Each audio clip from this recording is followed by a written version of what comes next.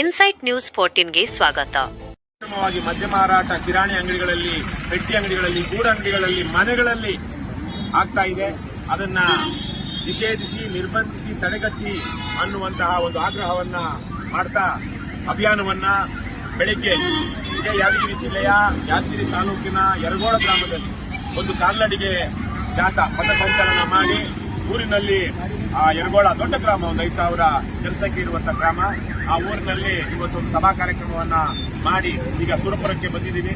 ಬಹಳ ಸಂತೋಷ ಆಯಿತು ನನಗೆ. ಸ್ವಾತಂತ್ರ್ಯ ಹೋರಾಟದ ಹಿನ್ನೆಲೆ ಇರುವಂತಹ ಗ್ರಾಮ ಸುರಪುರದ ನಾಯಕರು ಹೋರಾಟ ಮಾಡಿದಂತವರು ಬಹಳ ಉತ್ತಮ, ಬಹಳ ಚೆನ್ನಾಗಿರುವಂತಹ ಒಳ್ಳೆಯ ಗಾಂಧಿ ಪ್ರತಿಮೆ ಸುರಪುರದಲ್ಲಿದೆ. ಆ ಗಾಂಧಿ ಪ್ರತಿಮೆಗೆ ಮಾಲಾರ್ಪಣೆ ಮಾಡಿ ಗಾಂಧೀಜಿಯವರು ಕಂಡ ಕನಸು ಮದ್ಯ ನಿಷೇಧ ಆಗಬೇಕು ಈ ದೇಶದಲ್ಲಿ. ನನಗೆ ಒಂದು ದಿನ ದೇಶದ ಆಡಳಿತ ನಡೆಸುವಂತ ಅವಕಾಶ ಸಿಕ್ಕರು ನಾನು ಮಾಡುವಂತ ಮೊದಲ ಕೆಲಸ ಅಂದ್ರೆ ಮದ್ಯಪಾನ ನಿಷೇಧ ಮಾಡುವುದು ಅಂತ ಈ ದೇಶದ ನಿರ್ಮಾತೃಗಳಲ್ಲಿ ಅಗ್ರಗಣ್ಯರು ರಾಷ್ಟ್ರಪಿತ ನೇತಾಜಿ ಸುಭಾಷ್ ಚಂದ್ರ ಬೋಸ್ರೇ ಹೇಳಿದ್ರು, ರಾಷ್ಟ್ರಪಿತ ಯಾರು ಅಂದ್ರೆ ಅದು ಮಹಾತ್ಮ ಗಾಂಧೀಜಿ ಅಂತ. ಮಹಾತ್ಮ ಅಂದ್ರೆ ಯಾರು? ಮಹಾತ್ಮ ಅನ್ನುವಂತ ಬಿರುದು ಕೊಟ್ಟಿದ್ದು ಏನು ರವೀಂದ್ರನಾಥ್ ಟಾಗೂರ್. ಏನು ಗುರು ಅಂತಾರೆ, ಏನು ಋಷಿ ಅಂತಾರೆ? ರವೀಂದ್ರನಾಥ್ ಟಾಗೂರ್. ಸೊ ಹೀಗೆ ಇಡೀ ಪ್ರಪಂಚದಲ್ಲಿ ಅತಿ ವಿಶಿಷ್ಟವಾದಂತಹ ನ ಭೂತೋ ನ ಭವಿಷ್ಯತಿ ತರಹದ ಒಂದು ವ್ಯಕ್ತಿತ್ವ ಮಹಾತ್ಮ ಗಾಂಧೀಜಿಯವರು. ಸುರಪುರದಲ್ಲಿ ಇಂತಹ ಒಂದು ವೃತ್ತದಲ್ಲಿ ಬಹಳ ಅದ್ಭುತವಾದಂತಹ ಒಂದು ವಿಗ್ರಹ ಇಲ್ಲಿ ಇದೆ. ಬಹಳ ಚೆನ್ನಾಗಿ ಮೂಡಿ ಬಂದಿದೆ. ಗಾಂಧೀಜಿಯ ತತ್ವ ಆದರ್ಶಗಳನ್ನ ಪ್ರತಿಮೆಯ ಮೂಲಕ ಜನ ನೋಡ್ತಾ ಇದ್ದಾರೆ, ಅದನ್ನ ಪರಿಭಾವಿಸಿಕೊಳ್ತಿದ್ದಾರೆ ಅಂತ ನಾನು ಭಾವಿಸ್ಕೊಳ್ತೀನಿ. ಇವತ್ತು ರಾಜ್ಯದ ಜನರಲ್ಲಿ ನಾನು ಕೇಳ್ಕೊಳ್ಳೋದೇನು ಅಂದ್ರೆ, ನಿಮ್ಮೆಲ್ಲರ ತೆರಿಗೆ ಹಣ ಇವತ್ತು ನೂರಾರು, ಸಾವಿರಾರು, ಲಕ್ಷಾಂತರ ಕೋಟಿ ರೂಪಾಯಿಗಳು. ನಮ್ಮ ರಾಜ್ಯ ಸರ್ಕಾರದ ವಾರ್ಷಿಕ ಬಜೆಟ್ ಅಂದ್ರೆ ಈ ಒಂದು ವರ್ಷದ ಬಜೆಟ್ 4 ಲಕ್ಷ ಕೋಟಿ ರೂಪಾಯಿಗಳು, ಅಂದ್ರೆ 400,000 ಕೋಟಿ ರೂಪಾಯಿಗಳು. ತುಂಬಾ ಸಮೃದ್ಧವಾದ ರಾಜ್ಯ ನಮ್ಮದು. ಹಾಗಾಗಿ ಇವತ್ತು ಅದು ಅನ್ನಭಾಗ್ಯ ಇರಬಹುದು, ಗೃಹಲಕ್ಷ್ಮಿ ಇರಬಹುದು, ಶಕ್ತಿ ಇರಬಹುದು, ಬಸ್ ಇಂದಕ್ಕೆ ನಮ್ಮ ಅಂತಾರೆ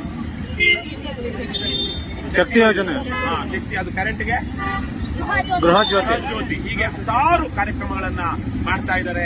ಆ ಯೋಜನೆಗಳನ್ನ, ಕಲ್ಯಾಣ ಯೋಜನೆಗಳನ್ನ ರೂಪಿಸಿದ್ದಾರೆ. ಆದ್ರೂ ವಿಶೇಷವಾಗಿ ನಾವು ನೋಡಿದಾಗ ಗ್ರಾಮೀಣ ಭಾಗದಲ್ಲಿ ಅದರಲ್ಲೂ ವಿಶೇಷವಾಗಿ ಹೈದರಾಬಾದ್ ಕರ್ನಾಟಕ ಅಥವಾ ಕಲ್ಯಾಣ ಕರ್ನಾಟಕ ಏನಂತಾರೆ, ಈ ಭಾಗದಲ್ಲಿ ನೋಡಿದಾಗ ಬಡತನ ಹೋಗಿಲ್ಲ, ಅಸಮಾನತೆ ಹೋಗಿಲ್ಲ, ಮೇಲು ಕೀಳಿನ ತಾರತಮ್ಯಗಳು ಹೋಗಿಲ್ಲ. ಇದಕ್ಕೆ ಮುಖ್ಯ ಕಾರಣ ಅಂದ್ರೆ ಇಲ್ಲಿ ಬಡತನ ನಿವಾರಣೆ ಆಗದೆ ಇರೋದು. ಬಡತನ ನಿವಾರಣೆ ಆಗದೆ ಇರೋದಕ್ಕೆ ಅತಿ ದೊಡ್ಡ ಕಾರಣ ಅಂದ್ರೆ ಹಳ್ಳಿಯ ಜನ ಕುಡಿತಕ್ಕೆ ಬಲಿಯಾಗಿದೆ. ಗಂಡಸರು, ಬಹುತೇಕ ಗಂಡಸರು ಇವತ್ತು ತಂಬಾಕು, ಗುಟ್ಕಾ, ಈ ತರಹದ ಬೇರೆ ಬೇರೆ ತರಹದ ಚಟಗಳ ಜೊತೆಗೆ ಬಹಳ ದೊಡ್ಡ ಮಟ್ಟದಲ್ಲಿ ಕುಡಿತದ ದಾಸರಾಗಿದ್ದಾರೆ. ಅದರಲ್ಲೂ ಚುನಾವಣೆಗಳು ಬಂತು ಅಂದ್ರೆ 18, 19, 20 ವರ್ಷದ ಹುಡುಗರನ್ನ ಊರೂರಲ್ಲಿ ಹುಡುಕಿ ಈ ಭ್ರಷ್ಟ JCB ಪಕ್ಷಗಳ ನೀಚ ಜನದ್ರೋಹಿ ರಾಜಕಾರಣಿಗಳು ಹುಡುಕಿ ಅವರಿಗೆ ತೀರ್ಥ ದೀಕ್ಷೆ ಕೊಡ್ತಾರೆ. ಅಂದ್ರೆ ಎಣ್ಣೆ ಕುಡಿಯುವ ಅಭ್ಯಾಸವನ್ನ ಮೊದಲಿಗೆ ಅಲ್ಲಿ ಆರಂಭ ಮಾಡೋದಕ್ಕೆ ಅದಕ್ಕೆ ಚಾಲು ಕೊಡ್ತಾ ಇದ್ದಾರೆ. ಹಾಗಾಗಿ ಇವತ್ತು ನಮ್ಮ ರಾಜ್ಯದಲ್ಲಿ ಬಡತನ ನಿವಾರಣೆ ಆಗಬೇಕು, ತಾರತಮ್ಯ ಹೋಗಬೇಕು, ಅಸಮಾನತೆಗಳು ತೊಲಗಬೇಕು, ಒಂದು ಘನತೆಯಿಂದ ಬದುಕುವಂತ ಒಂದು ಸಮಾಜ ನಮ್ಮದಾಗಬೇಕು ಅಂದ್ರೆ ಇವತ್ತು ಜರೂರಾಗಿ ತುರ್ತಾಗಿ ಆಗಬೇಕಾಗಿರುವಂತಹದ್ದು ಮದ್ಯ ನಿಷೇಧ. ಮದ್ಯ ನಿಷೇಧಕ್ಕೆ ಸ್ವಲ್ಪ ತಡವಾಗಬಹುದು, ಆದ್ರೆ ಇವತ್ತಿಗೆ ತಕ್ಷಣದಲ್ಲಿ ಎಲ್ಲಂದ್ರೆ ಅಲ್ಲಿ ಎಡುವುದ್ರೆ, ಬಿದ್ದರೆ ಕುಡುಕರಿಗೆ ಎಂಡದ ಅಂಗಡಿ ಕಾಣಿಸುತ್ತೆ, ಅಥವಾ ಎಂಡ ಮಾರಾಟ ಮಾಡುವಂತ ಗೂಡು ಅಂಗಡಿನೋ ಒಂದು ಕಿರಾಣಿ ಅಂಗಡಿನೋ ಕಾಣಿಸುತ್ತೆ. ಹಾಗಾಗಿ ಇವನು ಕುಡಿಯೋದು, ಮನೆಗೆ ಹೋಗಿ ಬಡಿಯೋದು, ಈ ತರಕ್ಕೆ ಕುಟುಂಬಗಳಲ್ಲಿ ಅಲ್ಲೋಲ ಕಲ್ಲೋಲಗಳಾಗ್ತಾ ಇದೆ. ಇವತ್ತು ನಾವು ಯರಗೋಳದಲ್ಲಿದ್ದಾಗ, ಯರಗೋಳದಂತ ಗ್ರಾಮದಲ್ಲಿ, ಇದೇ ಯಾದಗಿರಿ ಜಿಲ್ಲೆಯ ಯಾದಗಿರಿ ತಾಲೂಕಿನ ಯರಗೋಳ ಗ್ರಾಮದಲ್ಲಿ 20-30 ಜನ ಕಿರಾಣಿ ಅಂಗಡಿಗಳಲ್ಲಿ, ಎಲ್ಲಂದ್ರಲ್ಲಿ ಗೂಡಂಗಡಿ, ಪೆಟ್ಟಂಗಡಿಗಳಲ್ಲಿ ಮಾರ್ತಾ ಇದ್ರಂತೆ. ಇವತ್ತು ನಾವು ಬರ್ತೀವಿ ಅಂತ ಗೊತ್ತಾಗಿ ಇಡೀ ಅಂಗಡಿಗಳೆಲ್ಲ ಬಂದ್ ಮಾಡಿ ಓಡೋಗಿದ್ದಾರೆ. ನಾವೆಲ್ಲಿ ಬಂದು ಅವ್ರ ಅಂಗಡಿ ಮುಂದೆ ನಿಂತು ಇವ್ರು ಮಾರ್ತಾ ಇದ್ರು ಅಂತ ಕೇಳ್ತೀವಿ ಅನ್ನೋ ಭಯದಲ್ಲಿ. ಆದ್ರೆ ನಾಳೆಗೆ ಏನಾಗುತ್ತೋ ಗೊತ್ತಿಲ್ಲ. ಆದ್ರೆ ಈ ಅಕ್ರಮ ಮದ್ಯ ಮಾರಾಟವನ್ನು ಇವತ್ತು ನಾವು ನಿಲ್ಲಿಸಿದ್ರೆ 1 ಲಕ್ಷ ಜನ ಇವತ್ತು ಉಳ್ಕೊಳ್ತಾರೆ. ಅದೇ ಯರಗೋಳ ಗ್ರಾಮದಲ್ಲಿ 20-30 ಜನ ಕುಡಿತದಿಂದ ಸತ್ತಿದ್ದಾರೆ. ಯಾರೋ ಒಬ್ಬ ನಶೆಯಲ್ಲಿ ಹೋಗಿ ನೇಣಾಕೊಂಡಂತ, ಇನ್ನೊಬ್ಬ ಯಾವ್ಯಾವುದೋ ರೀತಿ ನಾನಾ ತರಹದ ಕಾಯಿಲೆಗಳು ಇವತ್ತು ಕುಡಿತದಿಂದ ಬರುವಂತದ್ದು. ಮತ್ತೆ ಇವರೆಲ್ಲ ನಾವು ನೀವು ಕುಡಿದೇ ಇರುವಂತಹವರು, ನಮ್ಮ ಪಾಡಿ ನಾವು ಕೆಲಸ ಮಾಡಿಕೊಂಡು ತೆರಿಗೆ ಕಟ್ಟುವಂತಹವರು, ನಮ್ಮ ದುಡ್ಡಿನಲ್ಲಿ ಸರ್ಕಾರಿ ಆಸ್ಪತ್ರೆ, ಸರ್ಕಾರಿ ಆರೋಗ್ಯ ವ್ಯವಸ್ಥೆ ಇದೆ. ಆದ್ರೆ ಆ ಆರೋಗ್ಯ ವ್ಯವಸ್ಥೆ ಮೇಲೆ ಅತಿ ದೊಡ್ಡ ಹೊರೆ ಹಾಕ್ತಿರುವಂತವರು ಈ ಕುಡುಗರು. ಮನೆಗೆ ಮಾರಿ ಇಲ್ಲ, ಅವರು ಊರಿಗೆ ಉಪಕಾರಿಗಳಲ್ಲ, ಅವರು ಮನೆಗೂ ಮಾರಿ, ಸಮಾಜಕ್ಕೂ ಮಾರಿ. ಆದ್ರೆ ಅದು ಒಂದು ರೋಗ. ನಾನು ನೆಲಕರೆ ಕುಗಿಯೋಂತವ್ರು ನಮ್ಮ ಮನೆಗಳಲ್ಲೇ ಇರ್ತಾರೆ, ಅಣ್ಣ ತಮ್ಮಂದು ಇರ್ತಾರೆ. ಅದೊಂದು ರೋಗ ಚಟ, ಅದನ್ನ ಬಿಡಿಸಬೇಕು ಅಂದ್ರೆ ಸರ್ಕಾರ ಒತ್ತಾಸೆಗೆ ನಿಲ್ಲಬೇಕು, ಅಕ್ರಮ ಮದ್ಯ ಮಾರಾಟವನ್ನು ನಿಲ್ಲಿಸಬೇಕು, ಮತ್ತೆ ಅದನ್ನ ಕಂಟ್ರೋಲ್ ಮಾಡಬೇಕು. ಸಾರಾಯಿ ಮಾಡಿ ಸರ್ಕಾರ ನಡೆಸುವಂತ ಧರ್ಮ ಈ ಸರ್ಕಾರಕ್ಕಿಲ್ಲ, ಇರಬಾರದು. ತಾಯಿ ಹೃದಯದ, ತಾಯಿ ಮನಸ್ಸಿನ ಸರ್ಕಾರಗಳಿರಬೇಕು ಪ್ರಜಾಪ್ರಭುತ್ವದಲ್ಲಿ. ಹಾಗಾಗಿ ಇವತ್ತು ಈ ಅಭಿಯಾನವನ್ನು ನಾವು ಇಲ್ಲಿ ಯರಗೋಳದಲ್ಲಿ ಮುಗಿಸಿಕೊಂಡು ಈಗ ನಾಳೆ ಲಿಂಗಸೂಗೂರು, ರಾಯಚೂರು ಜಿಲ್ಲೆಯ ಲಿಂಗಸೂಗೂರು ತಾಲೂಕಿನ ಗುರುಗುಂಟ ಗ್ರಾಮದಲ್ಲಿದೆ. ನಾಡಿದ್ದು ಗಂಗಾವತಿ, ಕೊಪ್ಪಳ ಜಿಲ್ಲೆಯ ಗಂಗಾವತಿ ತಾಲೂಕಿನ ಬಸಾಪಟ್ಟಣದಲ್ಲಿದೆ. ಆಚೆ ನಾಡಿದ್ದು ಗುರುವಾರ 22ನೇ ತಾರೀಕು ಬಳ್ಳಾರಿ ಜಿಲ್ಲೆಯ ಕಂಪ್ಲಿ ತಾಲೂಕಿನ ಒಂದು ಗ್ರಾಮ, ಕಂಪ್ಲಿ ಅಲ್ಲೇ ಪಕ್ಕದಲ್ಲೇ ಕಂಪ್ಲಿಯಲ್ಲಿದೆ. ಕೂಡ್ಲಿಗಿ, ಬಿಜಾಪುರ ವಿಜಯನಗರ ಜಿಲ್ಲೆಯ ಕೂಡ್ಲಿಗಿಯಲ್ಲಿ ಶುಕ್ರವಾರ ಅಮ್ಮನಕೆರೆ ಅನ್ನುವಂತಹ ಗ್ರಾಮದಲ್ಲಿ ಅಭಿಯಾನ ನಡೆಯುತ್ತಾ ಇದೆ.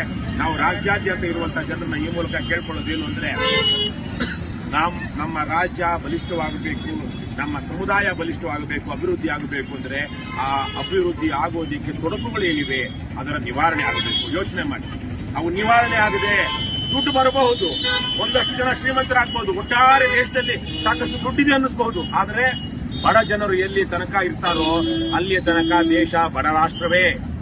ಇವತ್ತು ಬಹಳ ದೊಡ್ಡ ಮಟ್ಟದಲ್ಲಿ ಬಡತನ ನಿವಾರಣೆಗೆ ಸರ್ಕಾರ ಇನ್ನೊಂದು ರೀತಿಯಲ್ಲಿ ಪ್ರಯತ್ನ ಮಾಡ್ತಾ ಇದೆ.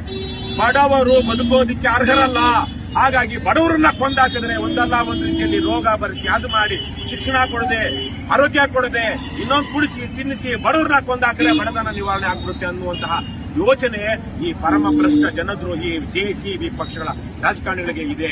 ಯಾಕಂದ್ರೆ ಅವರ ಮನೆಗಳಲ್ಲಿ ಕೂಲಿ ಮಾಡೋದಕ್ಕೆ, ಟಾಯ್ಲೆಟ್ ತೊಳೆಯೋದಕ್ಕೆ, ಅವರ ಮನೆ ಡ್ರೈವರ್ಗಳಾಗೋದಕ್ಕೆ ಬಡವರು ಬೇಕೇ ಹೊರತು ಅವರ ಸಮಾನವಾಗಿ ನಿಂತುಕೊಂಡು ದೇಶವನ್ನ ಕಟ್ಟುವಂತಹ ಅಥವಾ ದೇಶವನ್ನ ಮುನ್ನಡೆಸುವಂತಹ ಜನ ಅವರಿಗೆ ಬೇಕಾಗಿಲ್ಲ. ಹಾಗಾಗಿ ತಾಲೂಕ್ ಪಂಚಾಯತಿ, ಜಿಲ್ಲಾ ಪಂಚಾಯತಿ, ಗ್ರಾಮ ಪಂಚಾಯತಿ, ನಗರಸಭೆ, ಪುರಸಭೆ, ಮಹಾನಗರ ಪಾಲಿಕೆಗಳು ಚುನಾವಣೆಗಳಾಗದೇ ಇರುವ ಹಾಗೆ ನಮ್ಮ ರಾಜ್ಯದ ಕಡುಭ್ರಷ್ಟ ನೀಚ ರಾಜಕಾರಣಿಗಳು ನೋಡ್ಕೊಳ್ತಾ ಇದ್ದಾರೆ. 224 ಕ್ಷೇತ್ರಗಳು, ಆದರೆ 150 ಕುಟುಂಬಗಳ ಕೈಯಲ್ಲಿ 224 ಕ್ಷೇತ್ರಗಳು ಇಡೀ ರಾಜ್ಯದ ಆಡಳಿತ ಇದೆ. ಇದೊಂದು ವಂಶ ಪಾರಂಪರ್ಯ ರಾಜಕಾರಣದ ಒಂದು ಕೆಟ್ಟ ಉದಾಹರಣೆಯಾಗಿ ಇವತ್ತು ಪ್ರಜಾಪ್ರಭುತ್ವದಲ್ಲಿ ನಮ್ಮ ರಾಜ್ಯ ನಿಂತಿದೆ. ಹಾಗಾಗಿ ಜನ ಯೋಚನೆ ಮಾಡಿ ನಿಮ್ಮ ಬದುಕುಗಳನ್ನ ಚೆನ್ನಾಗಿ ಕಟ್ಕೊಳ್ಳಿ. ದುರಭ್ಯಾಸ, ದುಶ್ಚಟಗಳಿಂದ ದೂರ ಇರಿ. ನಿಮ್ಮ ಸ್ನೇಹಿತರು, ನೆಂಟರು ಯಾರಾದರೂ ಇದರಲ್ಲಿ ಬಲಿಯಾಗಿದ್ರೆ ಅವರನ್ನ ಬಚಾವ್ ಮಾಡಿ. ಅದೇ ರೀತಿಯಲ್ಲಿ ಮುಂದಿನ ಚುನಾವಣೆಗಳಲ್ಲಿ ಹಣ ಹೆಂಡ ತಗೊಳ್ಳದೆ ಯೋಗ್ಯರನ್ನ ಗೆಲ್ಲಿಸಿ. ಹಣಕ್ಕೋ, ಹೆಂಡಕ್ಕೋ, ಜಾತಿಗೋ ತಲೆ ಕೆಟ್ಟು ಲುಚ್ಚಾರನ್ನ, ಲಫಂಗರನ್ನ, ಖದೀಮರನ್ನ, ಜೈಲ್ಗೆ ಹೋಗಿ ಬಂದಂತಹ ಗಿರಾಕಿಗಳನ್ನ ಗೆಲ್ಲಿಸ್ಕೊಳ್ಬೇಡಿ. ನಿಮ್ಮ ಮಕ್ಕಳ ಭವಿಷ್ಯ ನೀವು ಹಾಕುವ ಓಟಿನ ಮೇಲೆ ನಿಂತಿದೆ.